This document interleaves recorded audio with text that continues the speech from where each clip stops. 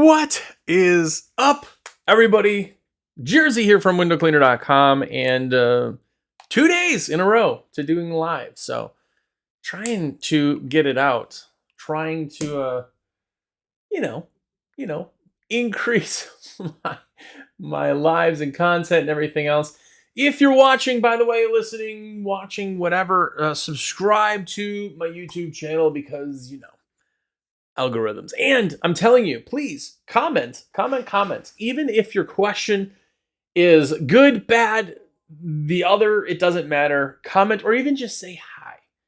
Because even just saying hi is going to help the algorithm and have more people find the video. And yeah, it would be absolutely amazing. So go and do that. By the way, we got a few really good questions yesterday, and a lot of people had mentioned that they didn't get to see the live, so we're going to try to do this all the time. Or regular, by the way. And yes, by the way, asking about my hair, I got a haircut today, and don't have my gel, so it's a little messed up. But anyway, don't worry about that.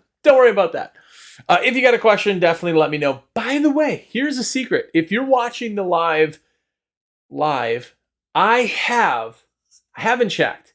Last night we put 20 more of these that I can sell if you want one. This is the full carbon fiber limited edition. It is real, absolute carbon fiber. I mean, you can see it's not like a painted. That didn't work real well. There you go. You can see it a little bit. It's not painted carbon fiber. It's not sticker. It's real carbon fiber. If you are a nerd like me, you can hang it on the wall. You could use it. Anyway, I got only a couple of those right now. Otherwise, those are typically out of stock. And also, the custom stickers. Sticker sheet right now. The contest is going on. If you place any order, you get the sticker bundle for free in WCR stuff. Post them everywhere that they are. And also the WCR Nation, the Cool Kid sticker, also limited edition. That new batch is out. It's holographic and pretty rad. So let me know. You can get one of those stickers too.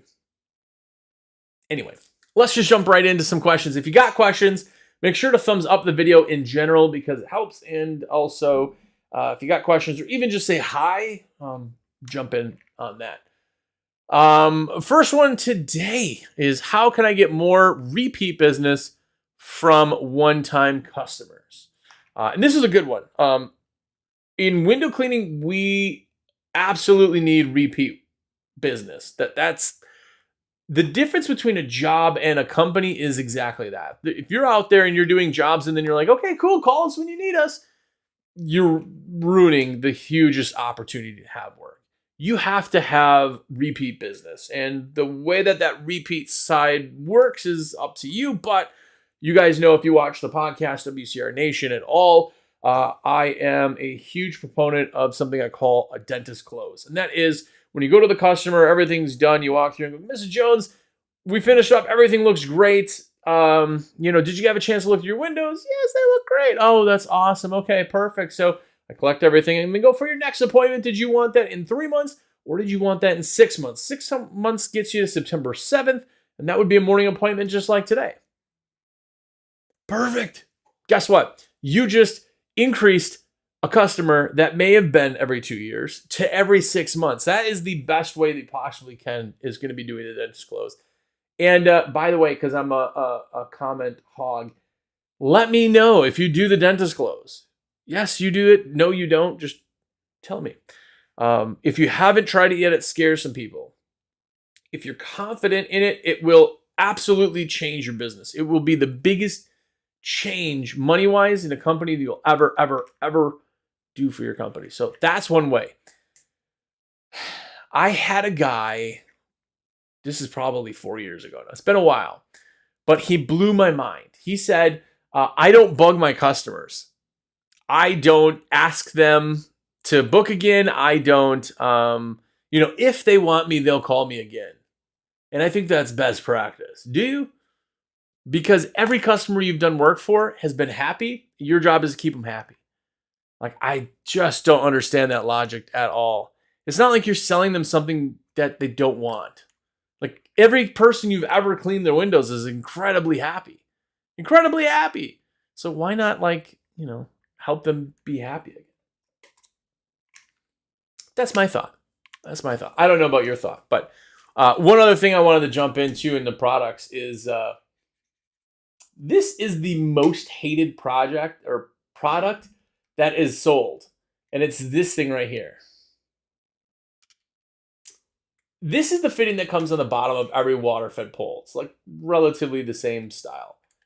This, however, is the most hated product that we sell, is this thing. And I'm going to give you a tip about this, because if you've ever broken one of these, it's not fun. Yes, there is a metal version without an on-off, but hear me out. This piece is not breaking a lot. The reason you have one break is obviously if it drops or something, but it's this. This here in the rotation portion, this is very small. So if this pinches off, you can break this. Now, if you screw this directly into a system, which you can't see, if you screw this thing directly into your system and have your pull hose coming right off of that, you're doing it wrong. You should have a 3/8 hose, which is garden hose fitted from the system to this, and then this sits on the ground.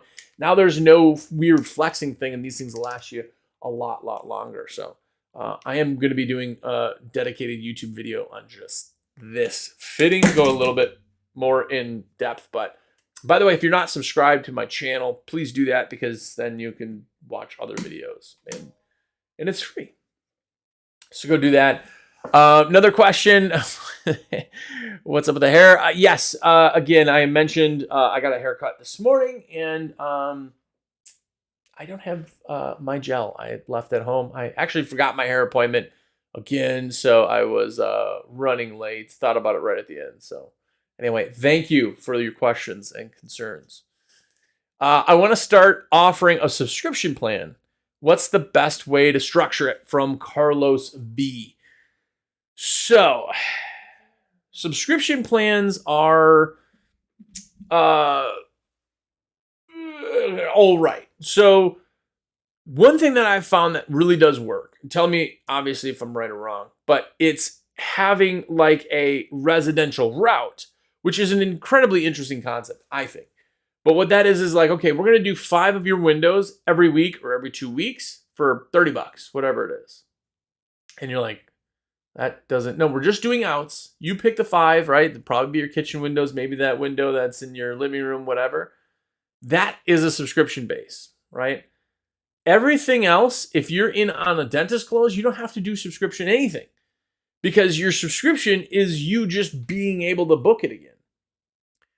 A subscription is tough because there is this like implied uncertainty, and I'll explain why. Say I'm Jersey's cell phone company, and I'm going to give you a brand new iPhone. And then you can go to Verizon and you'll get a brand new iPhone. But Jersey cell company, all you have to do is sign a 2-year contract. If you go to Verizon, they give you a free phone, but what they do is they actually give you a credit for 2 years. So it's the same. If you leave, you have to pay for your phone. That's all in it. But they don't say contract. If I say, yeah, absolutely, all you have to do is sign a 2-year contract. Whoa, no, I'm not. Are you going to have a cell phone for the next 2 years? You are. Every one of us is going to have a cell phone. But it's the contract that's scary, right? So when you get into a subscription, the part that's scary is when you're like, okay, great, we'll be here every 2 weeks, just sign here and I'll start this. The tricky part ends up being is that you get people who think that they're getting not tricked, but they're getting committing to more than they actually want. So subscriptions are super hard. Now, if you're doing route window cleaning, which is storefronts, it's basically on a subscription model. You're there every week, every 2 weeks, regardless. So that is definitely a good way to do it. But subscription itself with the word's kind of scary. So I would not do subscriptions.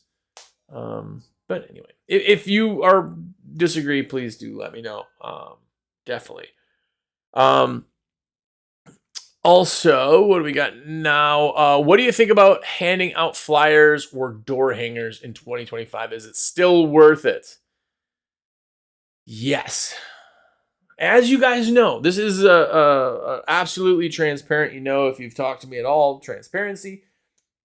We have a print department, obviously. So we do a lot of print. But I personally think print is still absolutely important. Now, it has to be done right. It has to be done just like anything you do. It has to be done a certain way. And it's got to be done right. With print, in door hangers especially, flyers I'm not as much because flyers kind of... Here's a fun thing. By the way, we did an experiment, this is years ago, where we got really nice gloss flyers and we ended up paying like 3.2 cents a piece. And I wasn't getting this conversion. It was very weird. So what I did was I went out to FedEx Kinko's type place and I got on yellow canary paper. I got these photocopied black, but they cost me 5 cents. They cost me more. I had more people call me from those than the high gloss ones.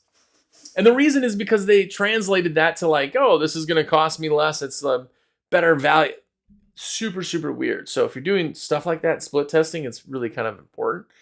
But I love door hangers. I love the 5-ups. I like doing that, which is basically if you clean a house, you hand a door hanger to the place to the left, 3 across the street, 1 to the right. That's your 5-ups. Awesome. Really, really kind of a good way to do it. Plus, you are already there on site. Now, if you go and do just door hangers, like if you drive there to do just that, then it's a little bit trickier because now you're paying a lot of money to kind of do that. And then EDDM comes into play, which is cheaper to do. And you either have time or money. So if you got more time than money, go hand out some flyers. Yes, Steve-O just mentioned no hair gel. This is it, man. I'm going all Steve-O on you.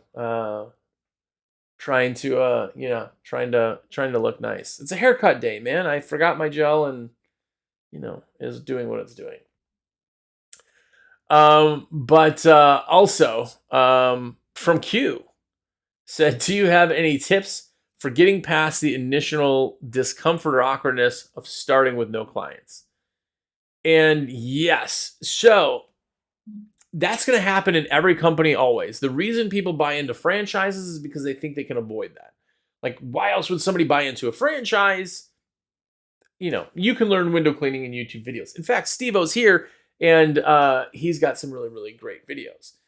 So the awkwardness of not having customers is the reason that a lot of new companies charge next to no money. Because in their head, they think, well, who's going to pay full price for me? I'm new. But only you're new. Like, you're not going to leave bad jobs. You're not going to do any worse. It may take you a little bit longer, but charge the same amount. The awkwardness to it is the whole fake it till you make it. As soon as you decide to be a window cleaner, you're the expert in window cleaning. People call you and they ask you questions because you're the expert. Now, you never really become a know-all expert, but you learn more and more as you go, right? So the awkwardness in the very beginning is really your motivation to go find customers. It is not, let's go out and do windows inside and outside for $99. We got to get people. That's not it at all. Those people are never going to come back to you because your price will never be $99. It's not worth it value-wise. And it's just getting over an insecurity piece that you already have. So it is awkward to not have customers, but that should be your fire. Like I always tell people go, obviously, I talk to hundreds of window cleaners a week, and people will always say, what's your suggestion to get customers? Or what should I do when I'm starting, what? The only thing, anybody can advertise if you got the money. Anybody can do door hangers if you got the time. You can wrap trucks if you got the money and the trucks. The only thing that differentiates you from any other company is your hustle. if you're out there and you're working, say you don't have 8 hours of work to do, but you could go out there and work 8 hours, like go sell, go talk, go do things, go. If you're out there working for 8 hours, even if you don't have 8 hours of work, that's hustle. If you go and just sell for 8 hours, groups and putting it out there and handing those door hangers out or doing whatever, you're going to get customers. If you just sit back and go, well, they should call me. I told somebody I'm a window cleaner. And like, if you start SEO, by the way, being the most important thing you could ever do for your company, if you start that right now, you're not getting customers later today from it. That takes time. And it's uncomfortable. So, yeah. Definitely something to kind of keep in mind. It's always uncomfortable. At the very beginning, just business in general. I'm going to say something that will upset people. Maybe not you guys, because you obviously run great companies. But the reason a company goes out of business is because the management of the company. It is not because there's no customers, because there's customers. Take Kodak, okay? Kodak was in a industry, we'll use Blockbuster, even better, was in an industry of renting videos. And then everybody went, well, no one's going to rent videos anymore. Netflix is here, and you can just get it sent to you, and it's cheaper. And Blockbuster said, we're Blockbuster.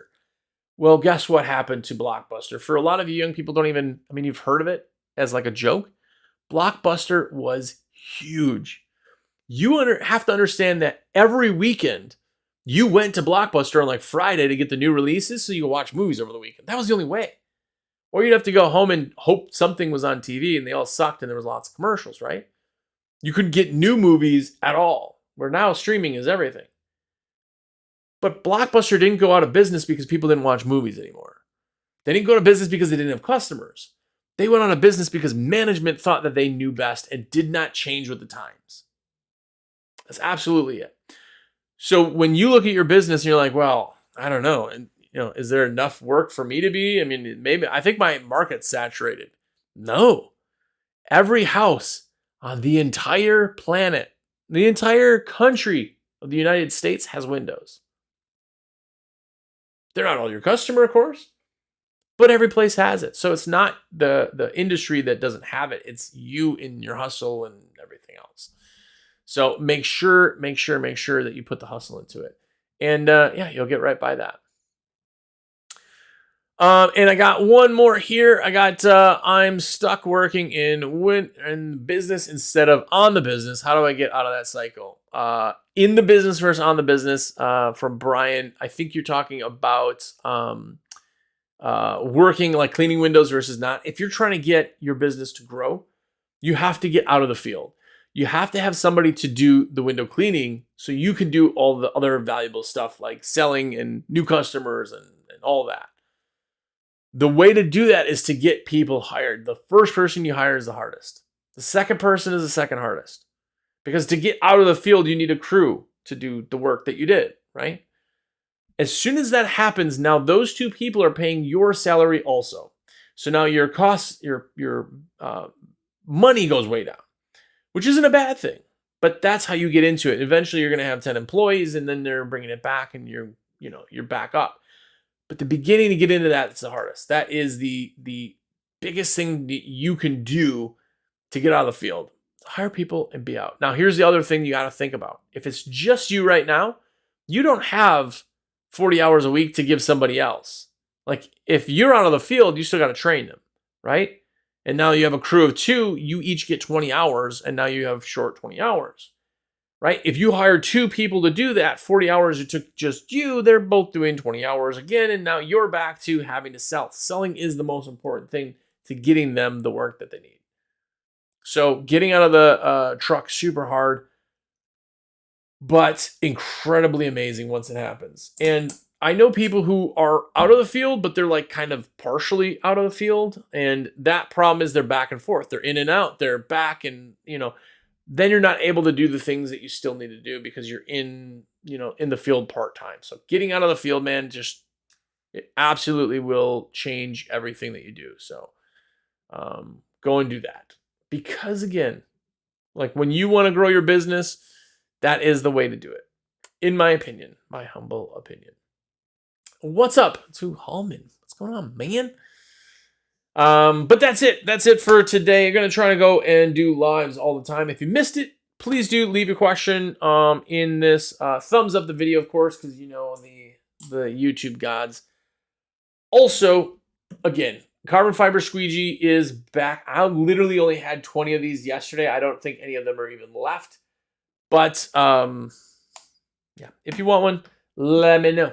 Also, you probably saw the knife giveaway for any orders over 5,000 on Zero products. We still have a few of those left. Also, we only got like 250 knives, so they're gonna go super fast. Anyway, if you need something, obviously you know my number, 862-312-2026. Watch the podcast, comment on the videos, do all that stuff. Subscribe because you're here. And yeah, we will talk again tomorrow. So